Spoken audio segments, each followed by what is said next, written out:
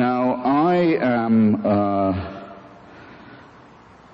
absolutely convinced that the main source of hatred in the world is religion and organized religion. Absolutely convinced of it. And I think it should be religion treated with ridicule and hatred and contempt. And I claim that right.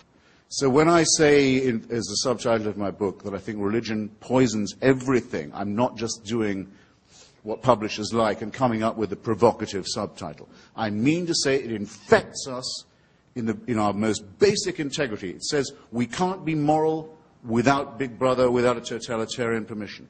It means we can't be good to one another. It means we can't think without this. We must be afraid. We must also be forced to love someone who we fear. The essence of sadomasochism. The essence of abjection. The essence of the master-slave relationship. And that knows that death is coming and can't wait to bring it on. I say this is evil. And though I do some nights stay home, I enjoy more the nights when I go out and fight against this ultimate wickedness and ultimate stupidity. Is it not the case that the spread of Christianity, about which you spoke so warmly and affectingly in your opening remarks, attributing it to the innate truth of the Bible story, was spread by that means, or because the Emperor Constantine decided to make Christianity the official religion of the Roman Empire? Which, in your view, contributed more to the spread of the faith? The Holy Spirit. I rest my case. You give me the awful impression, I hate to have to say it, of someone who hasn't read any of the arguments against your position ever. So what if God actually exists, sir? Would he not have been good to you? No. He wouldn't. Because if that were true, it would mean that I had an eternal supervising parent who would never die and let me get on with my life, never let me grow up, would keep me under surveillance.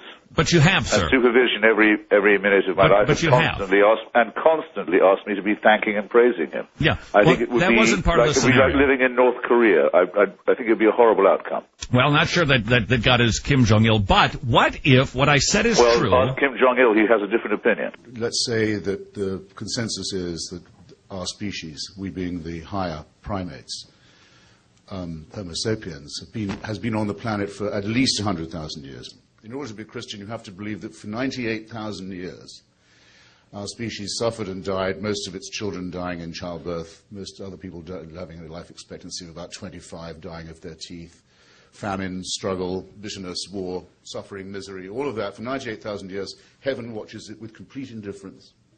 And then 2,000 years ago thinks, that's enough of that. It's time to intervene. The best way to do this would be by condemning someone to a human sacrifice somewhere in the less literate parts of the Middle East. Let's appeal to the Chinese, for example, where people can read and study evidence and have a civilization. Let's go to the desert and have another revelation there. This is nonsense. It can't be believed by a thinking person. If it was true, it would have two further implications. It would have to mean that the designer of this plan was unbelievably lazy and inept, or unbelievably callous and cruel and indifferent and capricious.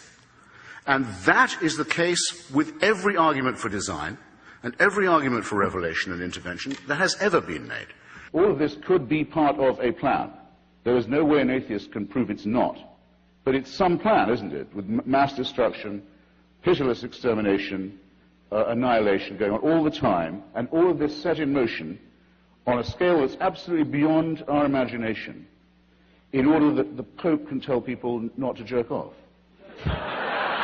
In his comment, one of the few he's made, on the institutionalization of rape and torture and maltreatment of children in Catholic institutions, he has said, it's a very severe crisis which involves us, he said, in the following: in the need for applying to these victims the most loving pastoral care. Well, I'm sorry. They've already had that. The rape and torture of children is not something to be relativized. It's not something to be excused as a few bad priests. It's the crime that cries out for punishment. It's the thing that if we were accused of on this side of the House, we would die rather than admit. And if we were guilty of it, would kill ourselves. Your view would be the same as mine, that child sacrifice is reprehensible, would it not? Did Abraham think child sacrifice was an okay idea? He obeyed God and God intervened. The ultimate question is, does God think child sacrifice, since he sent his own son to be the ultimate sacrifice? Well, he appears to be in favor of it. He does appear to be in favor of it, but in context. You and I agreed that we were not. I'm asking. It's not scorning the three delightful children who are everything to me and who are my only chance of even a glimpse of a second life, let alone an immortal one. And I'll tell you something, if I was told to sacrifice them to prove my devotion to God, if I was told to do what all monotheists are told to do, and admire the man who said, yes, I'll gut my kid to show my love of God, I'd say, no, fuck you. What about Fräulein Freisel in Austria, whose father, unwilling to get out of the way, kept her in a dungeon where she didn't see daylight for 24 years and came down most nights to rape and to sodomize her, often in front of the children who were the victims of the previous attacks and offenses. Imagine how she must have begged him. Imagine how she must have pleaded. Imagine for how long. Imagine how she must have prayed every day, how she must have beseeched heaven. Imagine, for 24 years, and no answer at all. Nothing. Now, you say that's all right that she went through that, because she'll get a better deal in another life? I have to ask you, if you can be morally or ethically serious and postulate such a question. No, that had to happen, and heaven did watch it with indifference, because it knows that score will later on be settled. So it was well worth her going through it. She'll have a better time next time. I don't see how you can look anyone in the face, or live with yourself, and say anything so hideously, wickedly immoral as that, or even imply it. There, that's my answer. Do you believe that God, if he's provided everything for you, has rights on your life? No. Because? Why should he? What gives him this right? Because he owns you. He's created everything for you. He's kept you alive. I don't want to be owned. I don't want to be owned, and I don't recognize anyone's right to own me. So ownership is a bad thing?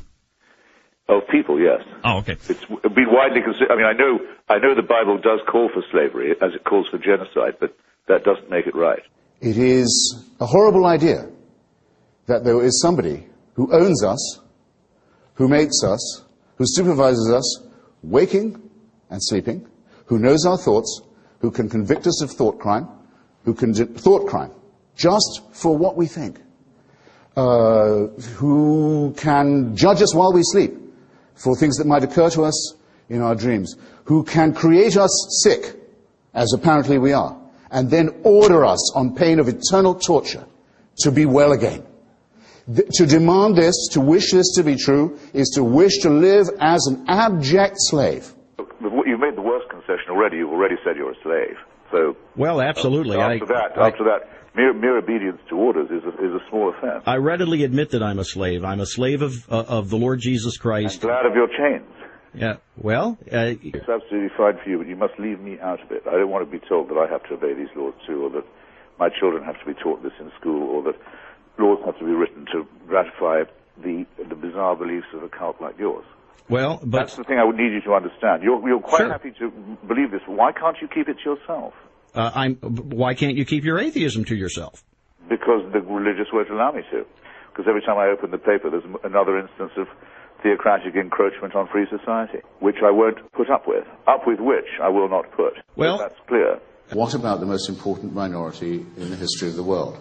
Those who have never believed in God, those who believe that an ethical life is possible without religion. We have to be insulted and outraged every day by what we see, what we read.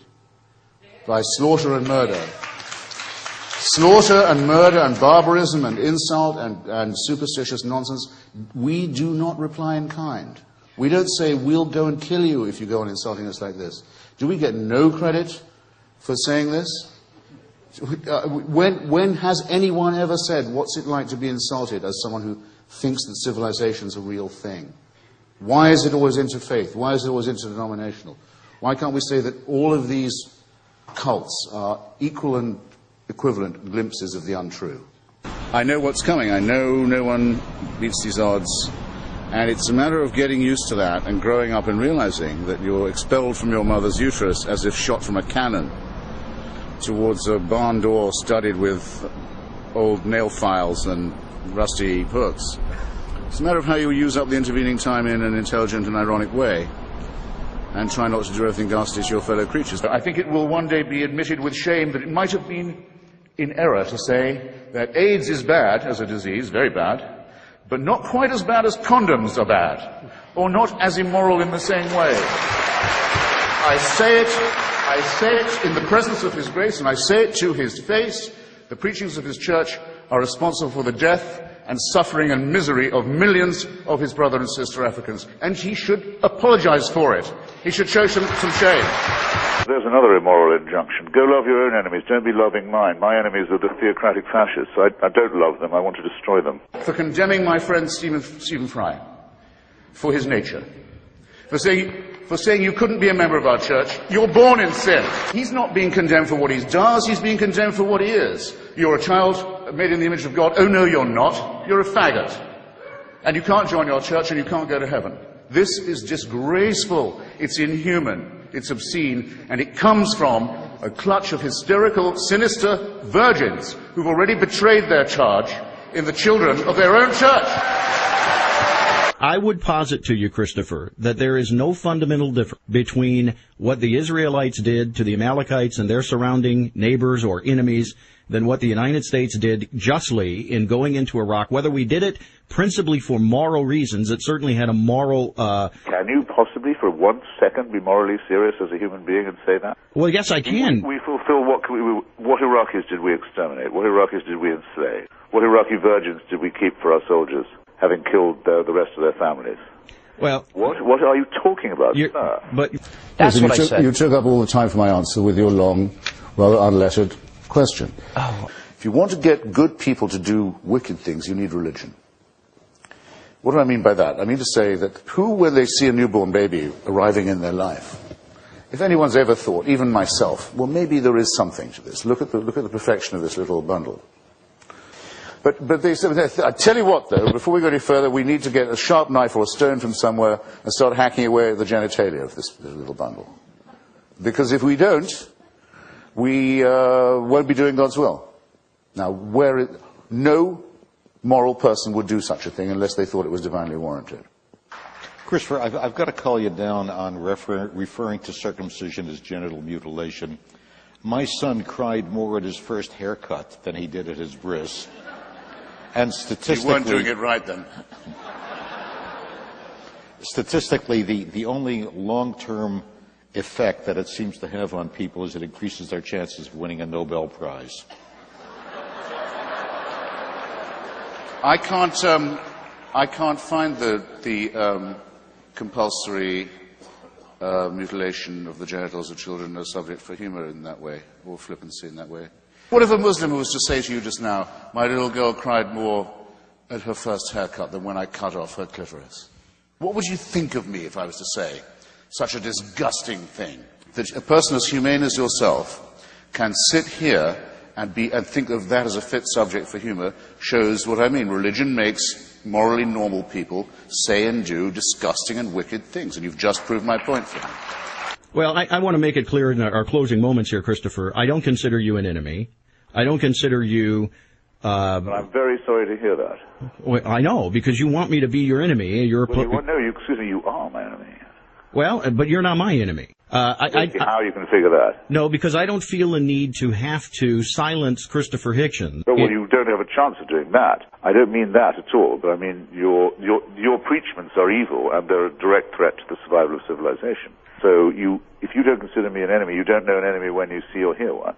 The argument for theism, that not only can we establish this prime mover's existence, but we can show by some form of induction that he intervenes in wars, that he answers prayers, that he cares who we sleep with and in what position, what food we eat and on what days, is a ridiculous proposition.